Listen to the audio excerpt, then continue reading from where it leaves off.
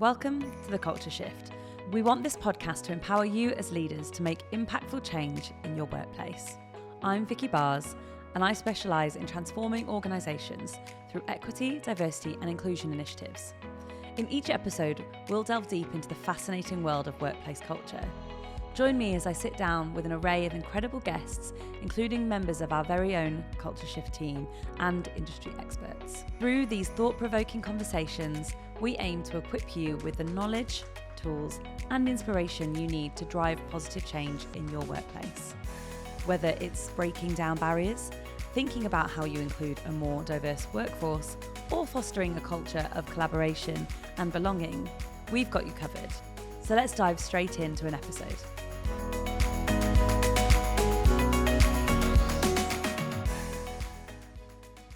Thank you for joining us on this episode of The Culture Shift today. I am joined by Iona Alcock, and we're going to be talking about prioritising well-being in startup organisations. We're going to cover talking about burnout, and we're going to talk about bringing your whole self to work. Hi Iona, thank you for coming. I'm really excited to have you on today's episode. Can we start with a little bit of an introduction about who you are and what you do? Yeah, absolutely. So I'm co-founder and director of Elevate. We're a cross-sector network for purpose-driven organisations, launched fairly naively in the middle of a pandemic, assuming that the world would be back to normal within a few months, which has obviously taken a few years. We're really passionate about bringing different people together, looking at ways that they can collaborate, raising the voices of underrepresented groups, and basically, just elevating the North. Brilliant, thank you. So we're going to talk a bit about sort of why employee well-being is really important, and especially in the setting of being in startups. We talk a lot on this podcast about workplace culture in big organisations, but I think it's really important to also talk about that from a small organisation perspective. So what are your thoughts? Yeah, so I think it's really interesting, and I'm in quite an unusual position of having worked at both ends of the scale. So part of my career was at the world's largest law firm, so I was in a massive corporate through to smaller organisations. I've worked within higher education, and then obviously over the last few years within Elevate.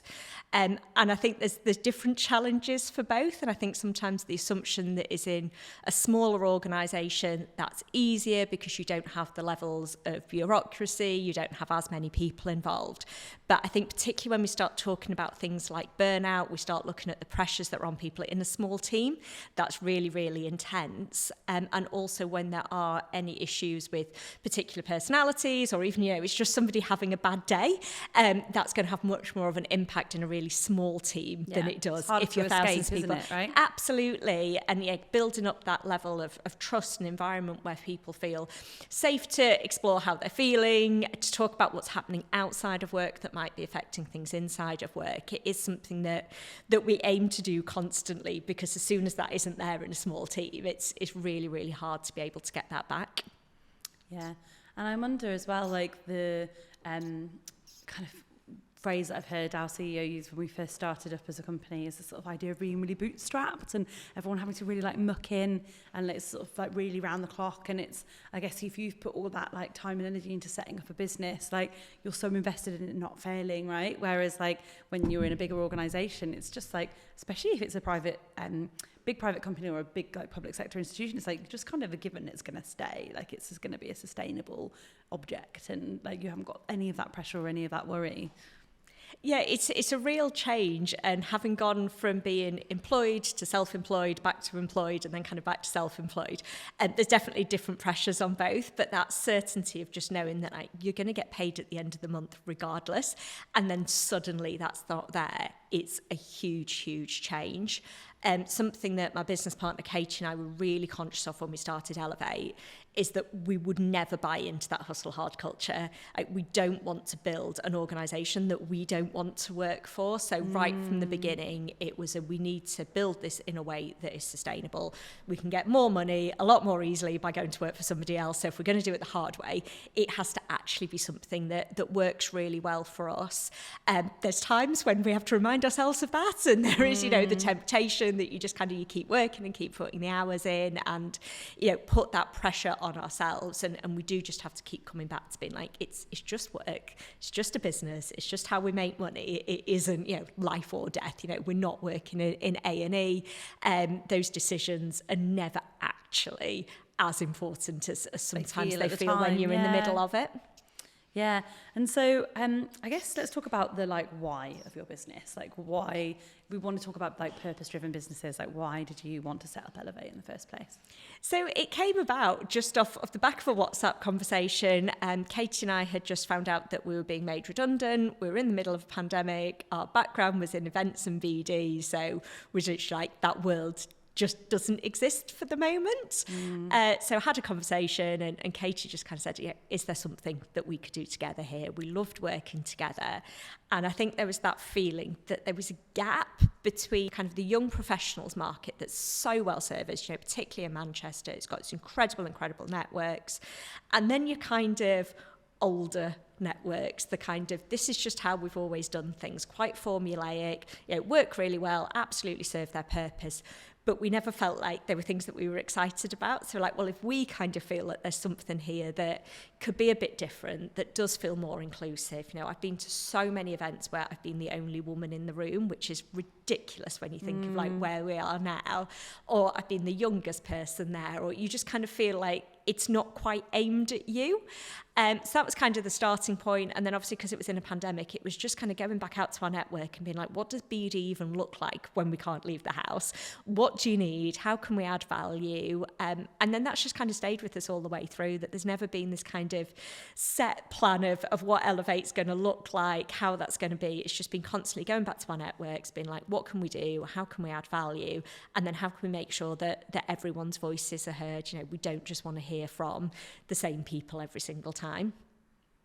Yeah, and tell us a bit more about like what the day-to-day looks like in that. Wild. So there isn't kind of any normal day-to-day. So it could be running our own events. So we do a couple of flagship events. We do the Northern Sustainability Summit, hosted by Manchester Central. We do our Northern Game Changers Awards that recognise good business champions. We do dinner clubs. We do seminars. We do lunches. There's then training arm to the business. So we train on public speaking, personal branding, carbon literacy, and just won a tender to be able to deliver leadership training to female-founded businesses. Then we run client events, and that can be anything from kind of chairing events for the British Textiles Manufacturing Association to stakeholder events for Electricity North West. So it is hugely, hugely varied. It's lots of different sectors, lots of different events, but that's kind of what keeps it exciting. Like, we like that no 2 weeks look the same. Yeah. And how do you, like, I think I'm really interested in the idea of like, when you're building a purpose-driven organisation, like, how do you make decisions about, well, we'll work with them, but we won't work with them? Like, I think that's a really challenging position to be in, right? Like, especially if you're like, well, we need the business. Right? It is. And it was, like you say, at the beginning, that was definitely more difficult because you kind of have that, we do just need to get paid, otherwise there isn't a business. But I think partly because we knew it had to have that slower start because we were in a pandemic, our costs were really, really low because you couldn't leave the house to spend any money. So it was literally like a phone and a laptop and we were good to go. So we had very, very low costs in the early days. And then we just had this phenomenal network that was so supportive from day one that it meant we got our kind of dream clients in our first couple of months, the people that we were really, really keen to work with. And then that just kind of became a self-fulfilling prophecy that the people who saw what we were doing and what we were about were the ones who were approaching us to work with them. So there's probably only been 3 or 4 organisations over the years that have kind of wanted to work with us, and we've kind of said, like, that's just not really for us. Like, it just doesn't fit with what we're doing. We're not going to be able to offer what you want. So it's probably not right. Where otherwise, I think because we've got this reputation for wanting to champion good business, that it's then attracted the people who are really excited by that, the people who want something that is more than just, I'm joining a network to do business and make more money. It's like, yeah, absolutely, we want you to do that, but we also want you to care about diversity and sustainability and just be open and inclusive and welcoming to everyone that's in the room. And it makes our events a really pleasant place to be. And we're now at a point where I think if we worked with people that we knew didn't fit those values, that really went against what we're trying to build, there is no price tag we could put on that would be worth the damage it would do to our reputation and our business. And if we don't have our reputation, like, the business doesn't exist. Like, that's what it's all founded on. Yeah, and I guess, like, talking about principles that it's founded on, like, really love the point you made around not wanting to have that hustle hard culture at the beginning. And I do think that, like, there's something unique about setting up a business during a global pandemic where people are scared about the future. There are people losing loved ones. There are people like it gives you like a bit of perspective about work. It's just work at the end of the day, and it's not the be all and end all, and we have to live our lives outside of that. And I think if you can bring some of that reality into the workplace and say, actually, you know, we are here to do this thing, to, like you say, just get paid, and it's put a roof over your head, and like you don't want to be doing it just because you actually want it to have some meaning and purpose. We spend so many hours of our day in work, you know, once you take out eating, washing, commuting, it's the majority of our time, Monday to Friday, or, you know, shorter if you're one of those lucky people that's already on a 4-day working week. But I think, like, you know, living and breathing that ethos, that, I guess, like, taking it a bit slower and being a bit more intentional about doing something that is meaningful to you is really powerful. Absolutely. And I think we were in a way quite lucky because of when we launched that idea of presenteeism and, like, being seen to be busy kind of fell away a bit over the pandemic. That was suddenly like, oh, everybody can actually just be adults and work from home and work in the time that they need to around everything that's going on in their lives. And you're suddenly having Zoom calls with people, and there's pets in the background and there's children in the background, rather than sitting like a very kind of sterile white office and pretending that, like, the rest of your life doesn't exist. So that just meant we could really kind of lean into that and actually being like, you know, we're going to be business development, absolutely going to be commercially focused. That's what we want to do, but doing it in a really authentic way. Like, you don't have to leave your life at the door to then come in and go to work. There's going to be that blending of what we're doing, and it's meant that the way that we set up events, the way we set up the programs, work for people who don't want to be working every hour of the day. You know, they don't have to be able to make an 8 o'clock breakfast briefing to be able to come and do something. You don't have to be able to do something late at night to be able to take advantage of those opportunities. So yeah, whilst it was challenging and it was scary, I think it probably gave us a much cleaner slate to work from than we would have done if we'd attempted to launch it a couple of years before. And do you find that, like, having strong principles around well-being and around being, like, purpose-driven and trying to avoid burnout, like, trickles into the organisations that you work with? Do you find that sort of you have that impact on them? Absolutely. And I think some of it is like, that's sometimes like it's the reason that people come to us is they say, we know we need to do better. We know that we need more diverse speakers, or we know that we need to do more on sustainability. Like, how can you help us? What can we do? And sometimes it's not that at all. But I think because of the people that we want to work with, they're open to being challenged. So sometimes, you know, you'll be planning a big event, you know, people will be bouncing names around of who we want to invite and speak. And at some point you kind of have to put your hand up and like, do you realise that everyone we've just named is a straight white guy? And it's like, lovely, brilliant at what they do, absolutely want to have them on stage, but we do need a bit more diversity, and we need to think about it from the very early stages of planning. We can't wait until we're a couple of weeks out and then be like, oh, we didn't think about this. Who's got a woman of colour who might be able to say something and crowbar them in last minute? And I think everyone's been really receptive to that, being like, oh no, actually you're right, we do need to think about that. So let's start planning that stuff in really early. You know, what else can we do to make the event more sustainable? And having those conversations, and then the feedback that they get is also really positive because people notice it. They're like, oh, you know, actually, you know, I went here and it had a nicer atmosphere. It was really interesting to hear different perspectives that we've not heard from, you know, seeing speakers that aren't just the same ones that you see on the circuit all of the time. So we're always kind of there being like, we want to do this because it's the right thing, but also like it just makes good sense. It's like, you know, good business is good business. You just shouldn't be a one or the other. Yeah, absolutely. Yeah, so is it interesting to you to have been involved in like big organisations where perhaps there might have been more toxic working cultures where burnout is sort of like celebrated almost? Like I've certainly seen it where it's like go hard or go home, and like whoever's there last wins, and it's just such a relief to move into organisations where it's like actually you have flexible working, it's fine to come in a bit later. Obviously we expect you to do your hours, but like also if you have a doctor's appointment you need to leave early, like that's fine because we know you do the work. And just having that culture, like is it like nice for you to see organisations prioritising that and getting to be in that space a bit more? Yeah, absolutely. It's so refreshing to see. And I think sometimes there's an assumption that the worst cultures are in large organisations and that's where it becomes really toxic and for burnout. And I've seen, larger organisations where that just isn't the case, and they're really great at, the well-being and giving everyone that space and autonomy. And I've been in smaller organisations that say like they do kind of celebrate that burnout. I think particularly if you're in something that is fee earning driven or sales driven, then that burnout is kind of celebrated. It's like we want you to work yourself into the ground, and the kind of the models of the business so that you'll recruit people in, they'll burn themselves out, they'll leave, and you get the next lot of people in, and only very few people kind of make it up within the organisation.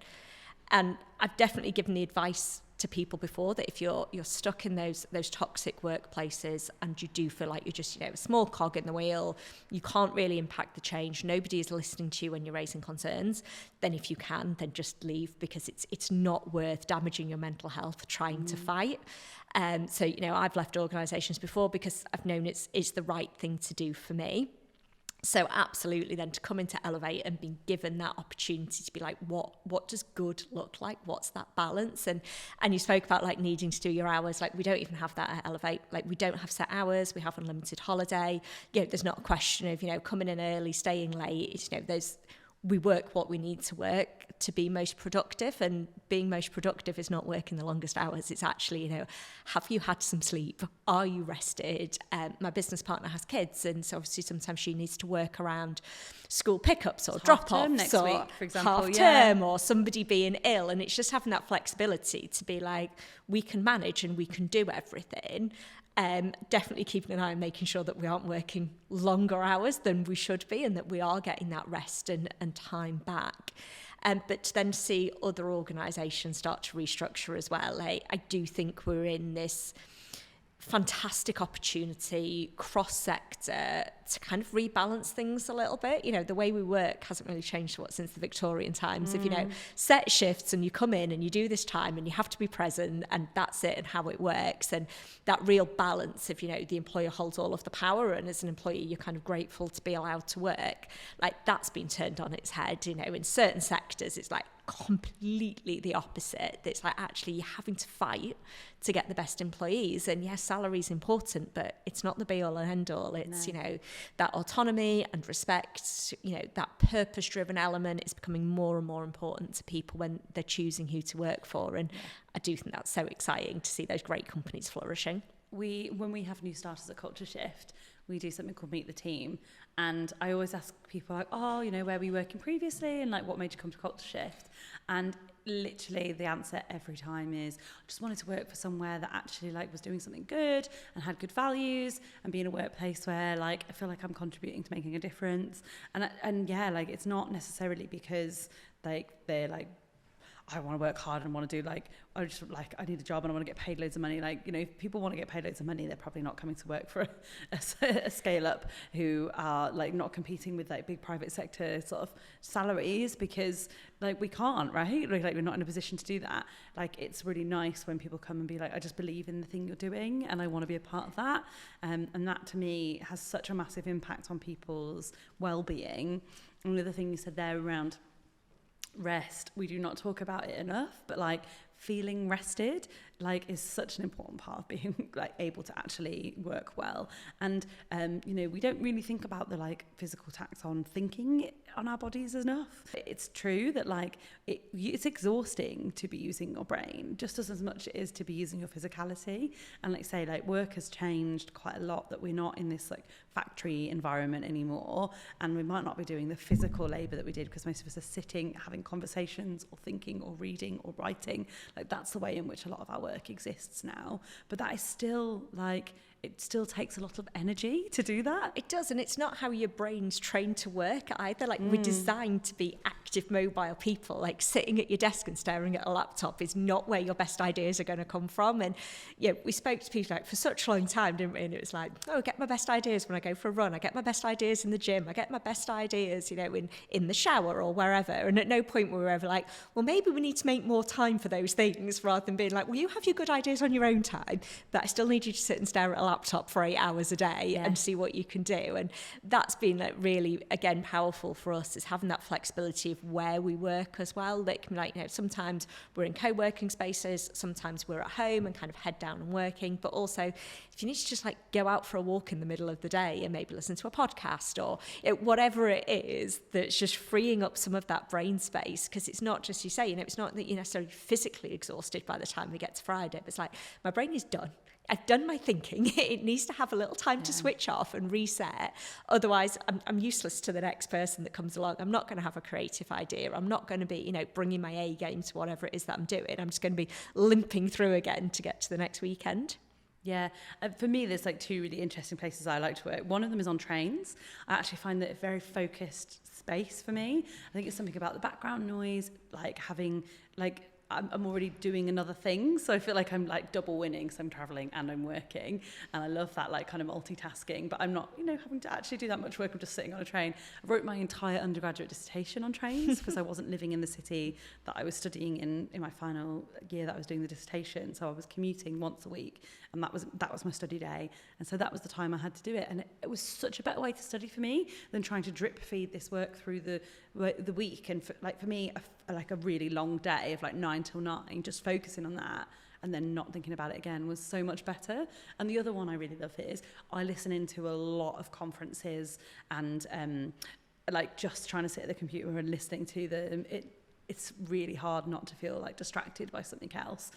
So I often like combine that with a day when I've got like washing to fold or washing up to do. And I will do an active task whilst I'm listening into the conference. And I'm so much more engaged, so much more of it like sits in and like actually penetrates my mind. I can literally do like podcast audiobooks. I can do them if I'm walking or I'm running. Like it's a running joke that like if I listen to anything else at home, like, I'll just fall asleep. Like we listen to audiobooks at bedtime and that's it. Like I can't concentrate if all I'm trying to do is listen. Where if I'm going out for a run, I'm walking, like you say, like because you're doing something else, there's that bit of focus on it. I can then focus on what I'm listening to. But you know, I will work in noisy environments really well. Like, I'll have the TV on at home while I'm working, and my husband's like, I do not understand how you can get anything done, but like I just need that bit of background noise because it works really well.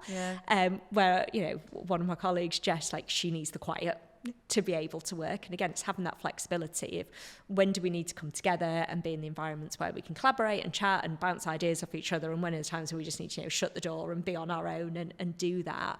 And I do think the world just lends itself much more to that level of flexibility now. Yeah, and it's such a shame that some workplaces have just never thought outside of the like, well, if you're not sat at your desk, you're not working. And, you know, there are other workplaces where it's not desk space at all, but like as if you would ever accuse doctors of not having done their day job. They're on their feet, walking around, doing their tasks all the time. And actually it's like more creative and inventive, I think, to have those like value those different workspaces. Another really interesting one is a language I hear sometimes around, I didn't get any work done today, when someone's been in back-to-back meetings all day, and I'm like, well, why have you done the meetings then if you didn't find them work? Like, not that you didn't have, I don't mean didn't find them work and then they're taxing, but as in like, what was the purpose of those meetings if they weren't about work? Like, and they were about work. It's just that we put writing documents and sending emails up on a pedestal compared to having creative conversations or like dealing with difficult challenges that you might be trying to resolve, or having a committee meeting where, you know, the whole point of a committee meeting is to come to consensus. It's not to like do much else really. Actually, most of the decisions are made outside the meeting, and you kind of formalizing decisions and like agreeing things, but like that is work. That is fundamentally work. And I often say to people, if I'm like, oh, I'm having a desk work day, rather than like, oh, I just didn't get anything done, like, or like I need a day where I can move those tasks along on my computer. But it doesn't mean that those days where I'm sat in a podcast studio all afternoon aren't work. Like, this is very much still the same quality. We have a really similar conversation. The days that we go into our co-working spaces, and we'll come back and be like, oh, I didn't get any work done today. It's like, well, you didn't get any work done because you bumped into like 5 people that we had really interesting impromptu meetings with. They built our network. It's sometimes, membership inquiries will come from. So there's such a positive thing, like they're a core part of the business. But because you had a to-do list at the beginning and then you go home and your to-do list slightly longer. You're like, oh, I didn't get anything done today. It's like, no, we did. It just wasn't what was planned. It's those kind of days. And again, it's having that balance. But also, I think one of the issues is it's more difficult to manage if you're output focused. And I think so much of the world's been input focused that it's like, I can tell you're doing your job because you sat here for 8 hours. Doesn't matter what you did in that time. It's like ticked a box, done. And again, it comes back to that whole, literally clocking in an hour on a machine. Have you done your hours or not?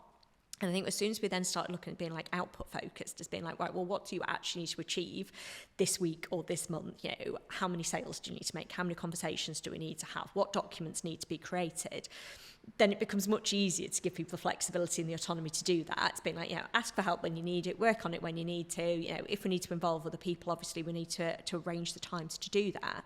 But otherwise, you can just kind of crack on and do it when it suits, rather than being like, you have to do it in these set times. And if other things come up, then it hasn't been real work. Because as you say, like, it obviously has been. You're not doing it for any other reason than because it's work. And companies that have moved to a 4-day working week on the same pay have found that outputs have not reduced, right? Like, there's like quite a lot of research now to show that like it's a false economy to say you just have to be working 5 days a week. And it's been quite powerful to watch. It's that burnout, isn't it? That if you're suddenly like, actually, if everyone has a 3-day weekend, you're just coming back in. And if you think how many times, like if you booked a Friday off, did you actually change your workload? Were you ever actually sitting to somebody and being like, I shall do 20% less work this week because I booked Friday? Or if you're like, no, I'm just going to be busier this week because I'm not here on Friday.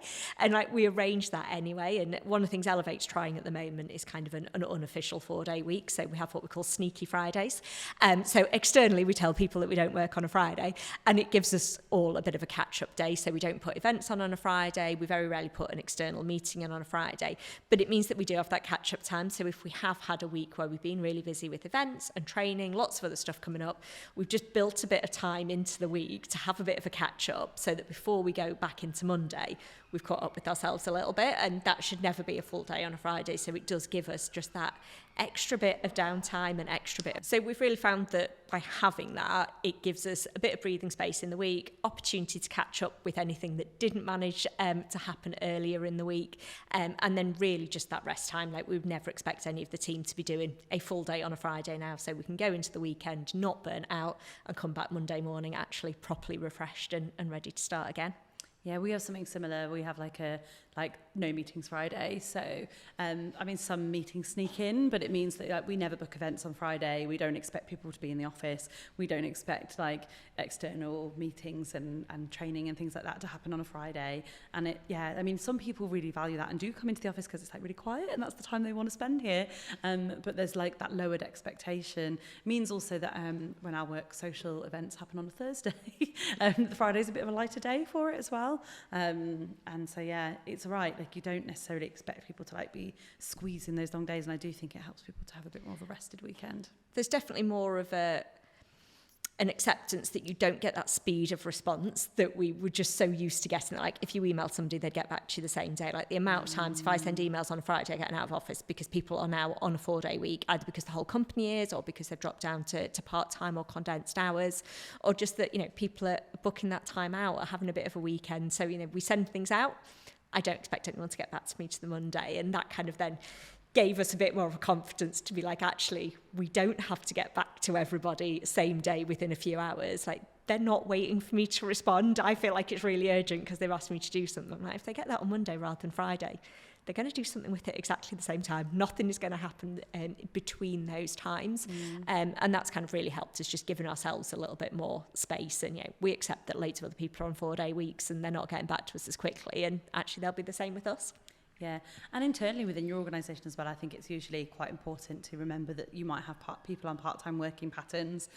those people aren't going to be getting back to you within the sort of, 8-hour working day that you might have. And so just being realistic that like there are certain types of communication where you can expect a more immediate response, and there are certain types of communication that are slower. And I think there's a really interesting trend around emails. Like it's definitely like the turnaround now on emails is as much slower time than it was for like pre-pandemic for me, and the organisation I was in at the time had this really big push to try and stop email communication and like get people to pick up the phone or go round physically into someone's office. And obviously I think the rise in I don't think it was necessarily the pandemic that caused this, but that was happening around a similar time, the rise in instant messaging software, whatever you might use in your company, like that definitely made for like, this is the more urgent communication. And like if it's something that's like, oh, I need you to read this big document, you kind of put that somewhere else. Yeah, absolutely. Like, but those little things where I'm just going to this, I'm doing this is what I'm doing. Like they just don't need to be emails, voice noting when we're like running between stations and events and all the rest of it. Just like a really easy way of giving each other those updates before we have the time to sit down together, which means then the email traffic between us is actually really, really small. And as I say, it does tend to be like, I need you to look at this document, or I'm forwarding you on something from a client. It's something that I actually need you to sit down and do something with. But we keep that kind of regular content in the WhatsApp chat. It's a mix there of social stuff, chatty stuff, anything that needs to happen, and really, really limited email conversations, because otherwise they just get lost. As soon as your inbox is hundreds of emails, it's like, well, I'm not going to get through it. I'm not going to see it at all. So who knows when you're going to get anything back. Exactly.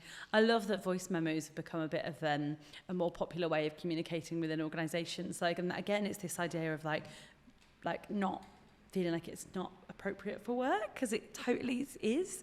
And I think some having this conversation on a previous episode with Avita, where we were talking about how in internal communications, actually doing a little voice note or a video that like articulates something is like so much more powerful than like a dear colleagues, tomorrow we're going to be blah blah blah blah. Like it just, and there's just no tone better. Is there in an email? And it's like the speed that I can literally like walking down the street, do a little WhatsApp voice note, compared to if I had to wait until I was actually like on my train and could sit down and type it out, and you put the fluff in at the start and the end. It's like, it's a waste of my time, and it'll take somebody longer to read it than just to quickly listen to that voice note. But yeah, when we are, we're excited about things, or you're worried about somebody on the team, like it's actually quite, I'd like to email somebody and be like, I'm not sure you're okay. Like you seemed a little bit down. It's like, does that feel like really overly formal compared to just being WhatsApping someone and being like, are you okay? Like you sound a bit down, what's going on?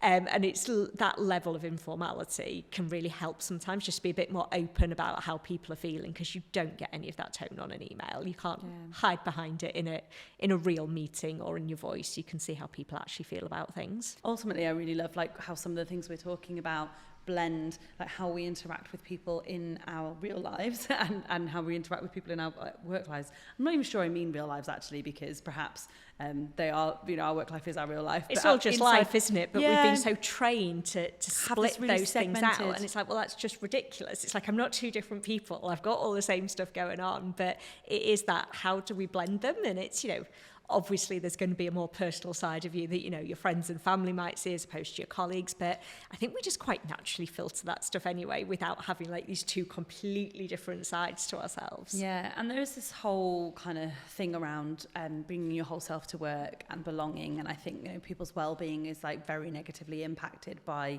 not being able to bring their whole selves to work.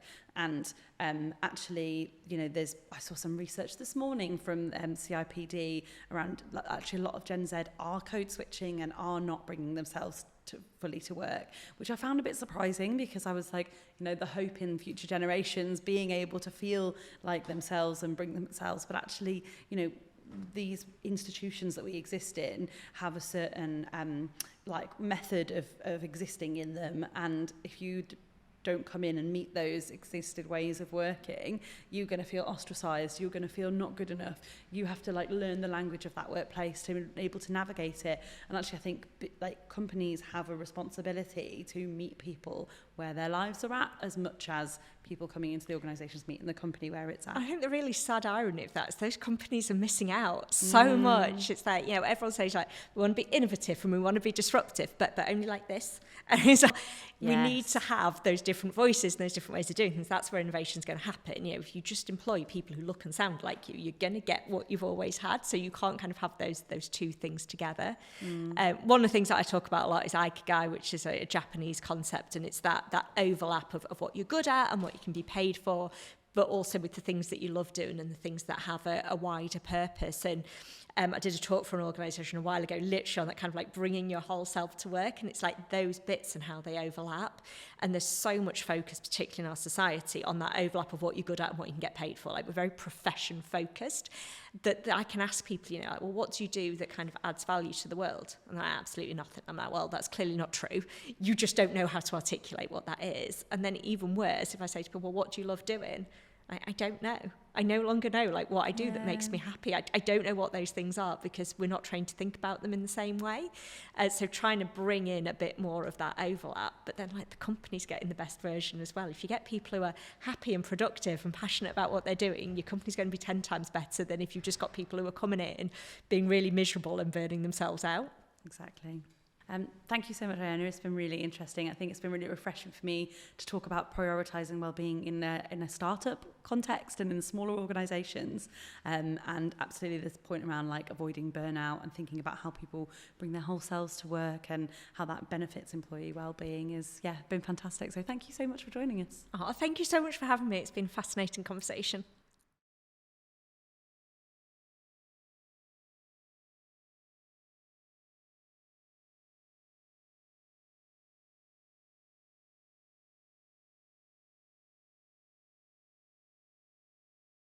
Thank you for tuning into this episode of The Culture Shift. We hope you found it insightful and informative. We really appreciate your support and value your feedback. So if you enjoyed this episode, please leave us a review, share your thoughts, and don't forget to hit the subscribe button to stay updated on when we release new episodes. If you're interested in our other content or how Culture Shift can help your organisation, check out our YouTube channel, website, or drop us a message. And I'll see you next time.